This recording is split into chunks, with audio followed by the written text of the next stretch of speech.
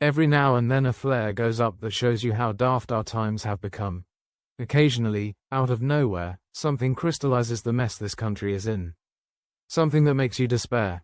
Something that makes you mumble, "We really are screwed." One of those moments happened just last week. It was immediately after Tory Shadow Home Secretary, Chris Philp, very reasonably said Britain needed to lift its game on productivity and develop a better work ethic to compete on the internet. Not terribly controversial, not exactly inflammatory, not a dog whistle. In fact, it desperately needed saying. More than 3 million Brits are claiming sickness and incapacity benefits, 1 million more than before lockdown.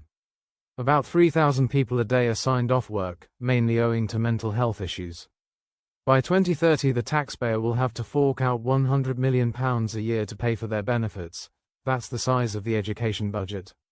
We alone among the G7 countries have a lower employment rate than before. No wonder Britain is forced to borrow billions every year and pay it back at extortionate rates of interest.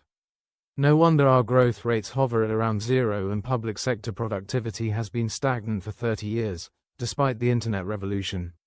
No wonder we have to import so much cheap foreign labor, making our overcrowded island even more densely populated and straining our public services to breaking point, while the tax burden is higher than at any time. Philp was right to say it all and should be applauded, even if his party is as responsible as anyone else for this mess.